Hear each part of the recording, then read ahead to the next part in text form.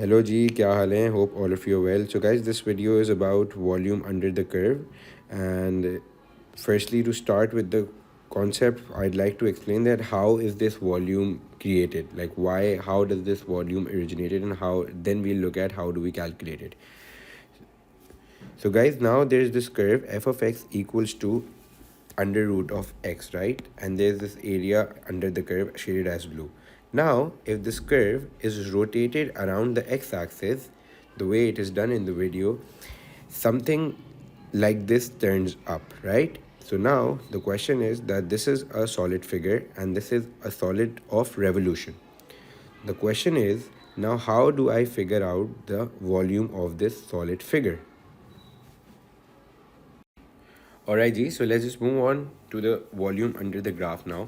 तो देखो जी, volume under the graph जो है ना, वो बेसिकली हमारे पास पहले हमने समझ लिया कि ये बनता कैसे है, और हमें फिर अब हम देखते हैं कि इसको कैलकुलेट कैसे करना होता है। तो देखो भाई, वॉल्यूम में भी ना जिस तरह एरिया में 3 केसेस थे, वॉल्यूम भी आपके पास 3 ही केसेस हो सकते हैं। कि बेसिकली वॉल्यूम जो है वो क्या हो रहा हो कि आपके पास वॉल्यूम सबसे पहले तो देखो रोटेशन से बनता है। तो अब जो रोटेशन है वो बेसिकली क्या पता एक्स एक्सिस पे हो रही हो, तो क्या मेरी रोटेशन जो है वो एक्स एक्सिस पे हो रही हो, सही है जी। और उसके बाद रोटेशन क्या पता मेरी वाई एक्सिस पे हो रही हो। तो अब ये दो तरह की डिफरेंट रोटेशंस हैं जो मेरे पास हो सकती हैं, एक या तो एक्स एक्सिस पे हो रही होगी या फिर वाई एक्सिस पे हो रही होगी। अच्छा, लेकिन वॉल्यूम का कॉज क्या होता है? वॉल्यूम का कॉज ये रोटेशन ही होती है, rotation on x axis, rotation on y axis, ठीक है जी। तो देखो जी, सबसे पहले ना मैं बात करता हूँ रोटेशन ऑन एक्स एक्सिस की। तो देखो बेटा, अगर मैं रोटेशन ऑन एक्स एक्सिस की बात करूँगा आपसे, तो पहले देखते हैं कि रोटेशन ऑन एक्स एक्सिस होती किस तरह से। ऑलराइट जी, let's understand rotation on x axis through this figure. तो देखो जी, हो क्या रहा है कि मेरे पास ये कर्व है y equals to f of x. अब इस कर्व का ये जो a और b की लिमिट्स के बीच में जो एरिया है, only this area is rotating on these lines, ठीक है। ये मतलब इमेजिनरी लाइन्स पे ही रोटेट कर रहा होगा।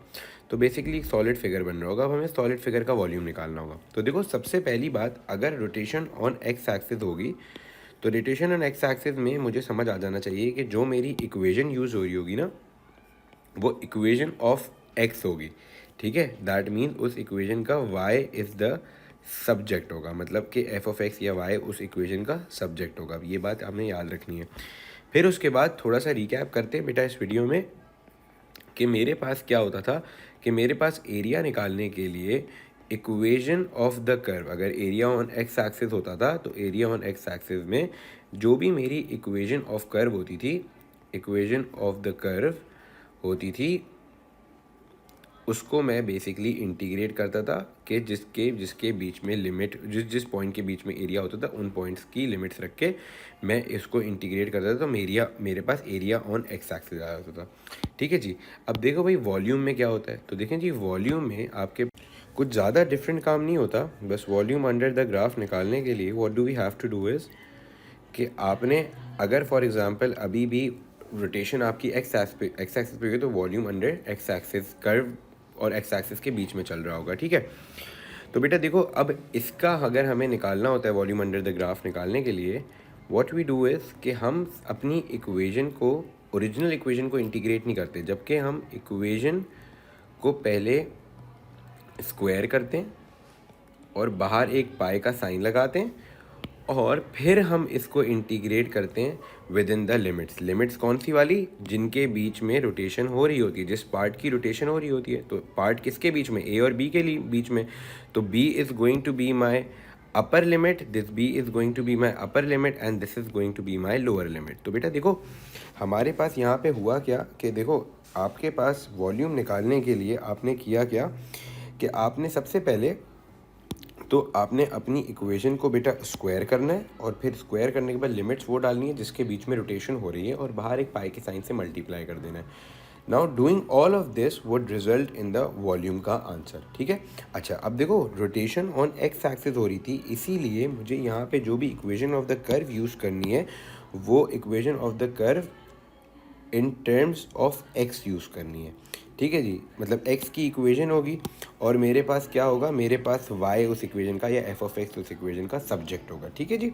तो अब वॉल्यूम निकालने के लिए what am I going to do? I am going to square my equation, then integrated and multiply the integration with the pi का sign outside. Is that clear? बस ये मेरे पास मुझे इंटीग्रेशन वॉल्यूम निकालने के लिए करना पड़ता है, लेकिन this was the volume on the x axis. Now let's move on and let's look at the volume on y axis. तो वॉल्यूम ऑन वाई एक्सिस का रीज़न क्या होता है? जब हमारे पास रोटेशन ऑन वाई एक्सिस होती है, मतलब अब हमारे पास कोई भी चीज़ वाई एक्सिस के अराउंड घूम रही होती है। तो बेटा याद रखना, अगर रोटेशन ऑन वाई एक्सिस होगी तो उसकी पहला मतलब क्या होगा कि अब हमें जो इक्वेशन यूज़ करनी है वो इक्वेशन ऑफ एक्स है, मतलब equation in terms of x and y is the subject, कि मतलब वो वाली इक्वेशन लेनी है जो कि basically in terms of x है और वाई बेसिकली उसका क्या है, उसका सब्जेक्ट है। ठीक है जी।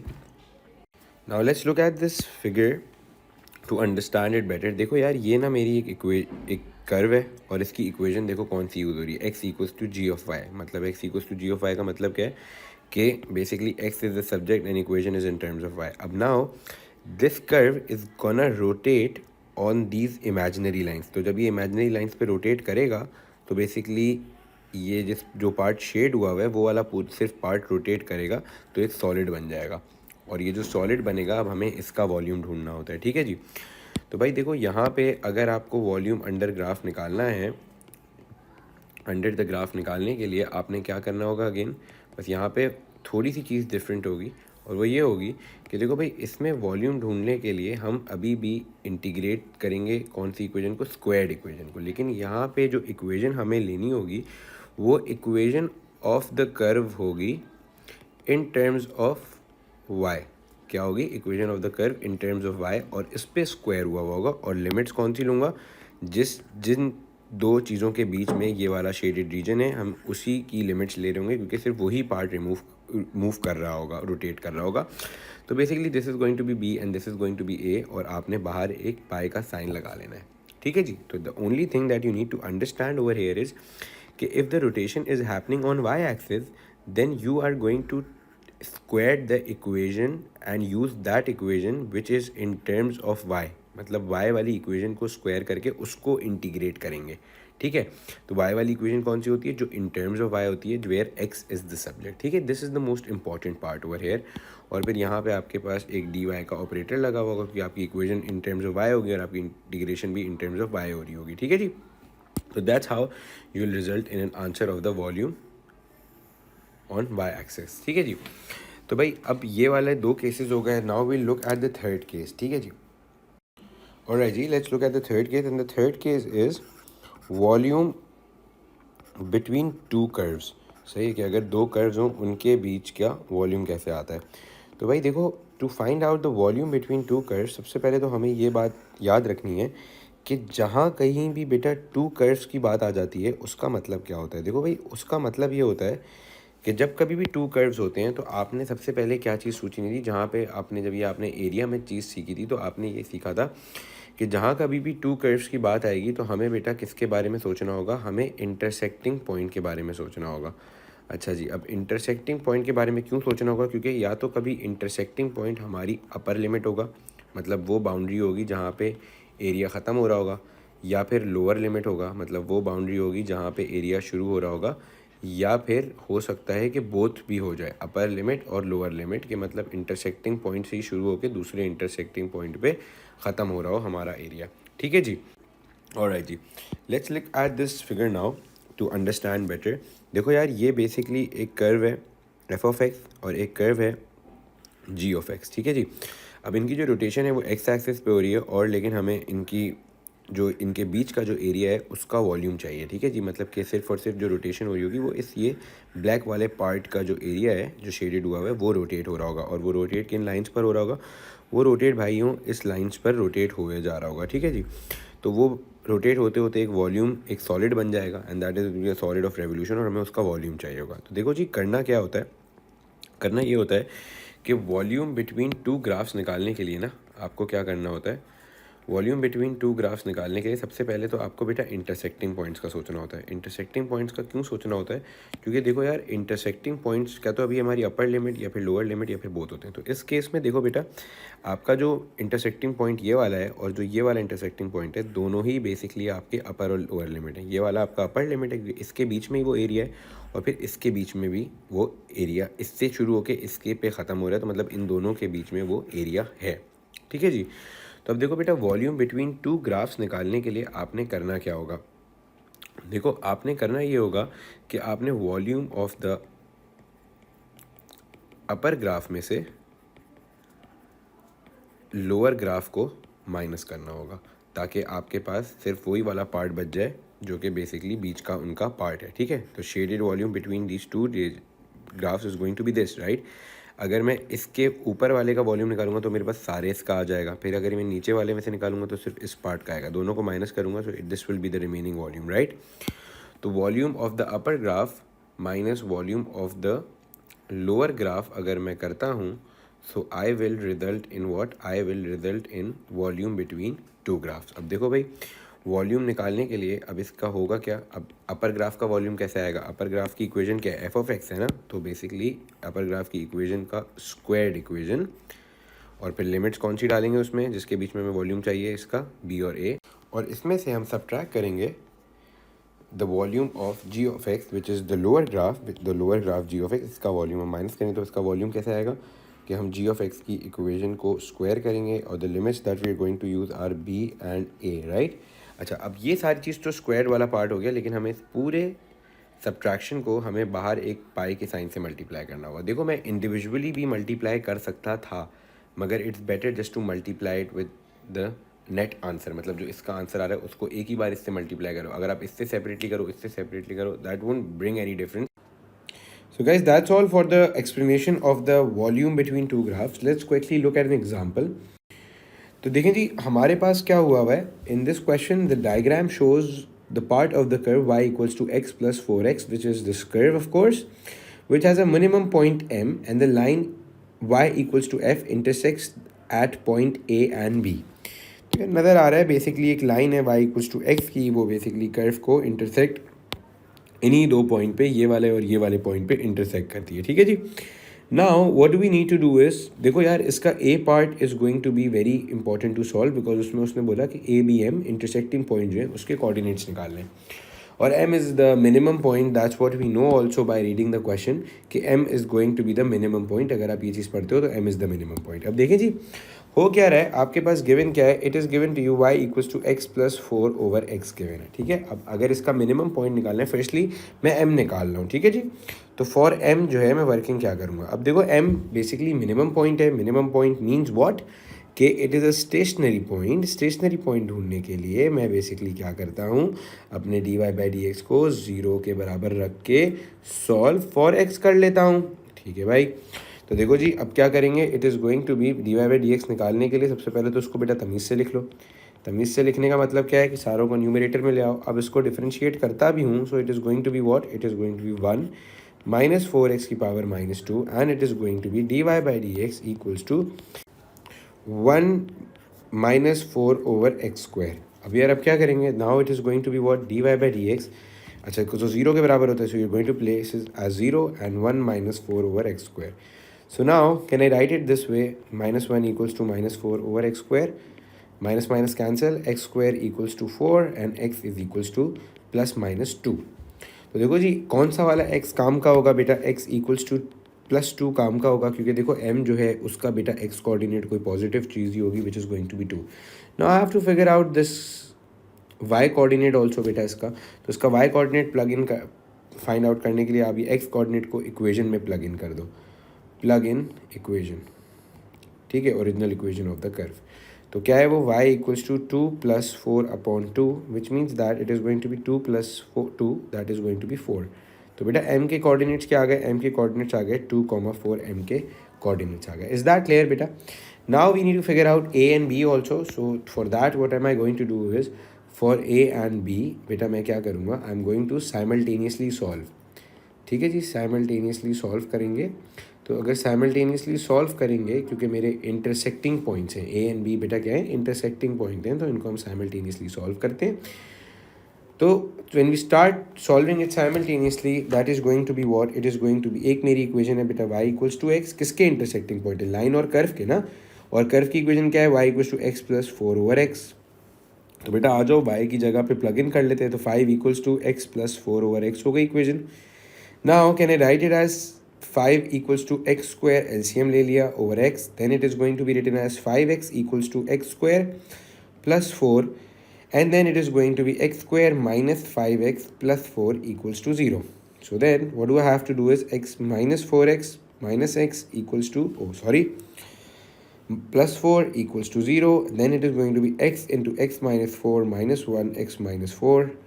Then it is going to be equals to 0. तो बेटा x के दो वैल्यूज़ क्या आ गई, 1 आ गया एक, और एक दूसरा आ गया x equals to 4। ठीक है जी।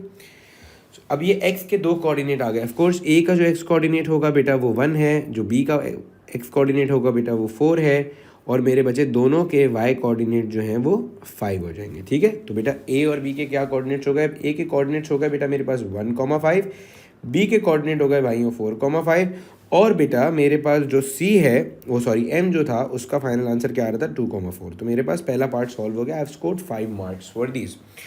Now comes the main part. The reason why I was solving this question was find the volume obtained when the shaded region is rotated through 360 about the x-axis। मतलब क्या कि बेटा ये reason है जो shade हुआ हुआ है, बेसिकली यहाँ पे जो नज़र आ रहा है, वो जब x-axis पे रोटेट होगा तो बेसिकली वॉल्यूम जो होगा वो निकाल के बताओ।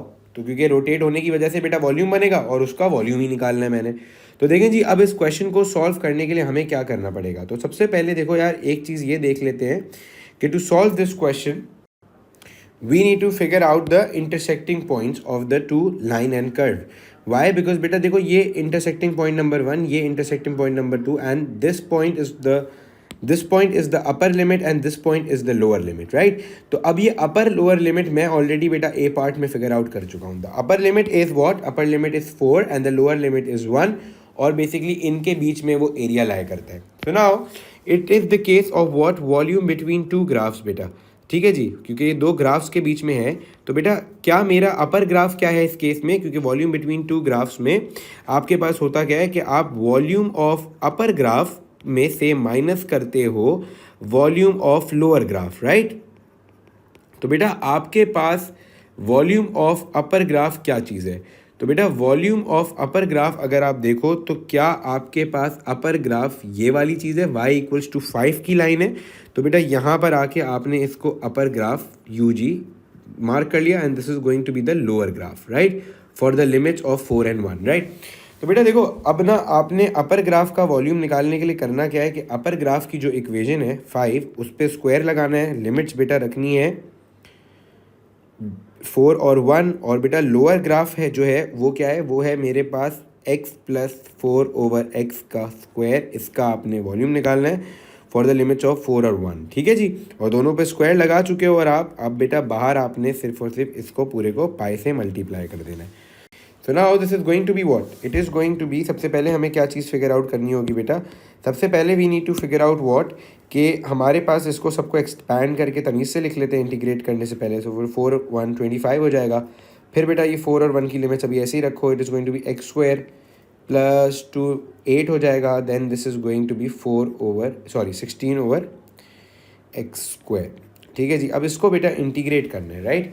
सो it is going to be what, pi into 4 और 1 बेटा आपने, अब इसको 25 का integral in respect to x क्या होगा, 25x हो जाएगा। Then it is going to be x cube plus 8/3 plus 8x plus 16x की पावर -2 प्लस 1/-1, राइट। तो ये इसका इंटीग्रल हो गया बेटा। अब इसमें लिमिट नहीं डली है तो 4 और 1 की लिमिट भी हमें डालनी होगी। ठीक है जी, so let's just simplify it a little more.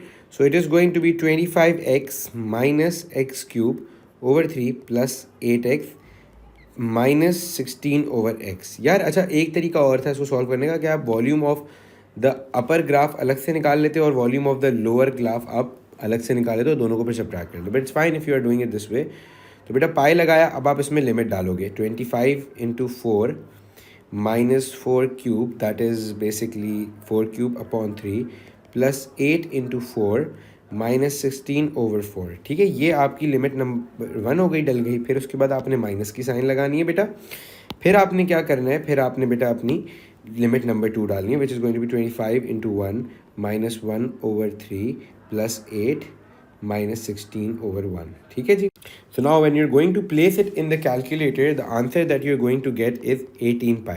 Again I'm going to repeat myself. देखो बेटा, आपके पास एक तरीका ये भी था कि you could have just simply solved it by calculating the volume of upper graph separately and volume of lower graph separately and then figuring out and then subtracting both of them. ठीक है, लेकिन मैंने बेटा directly कर लिया क्योंकि like it can be done this way also, it could have been done separately also.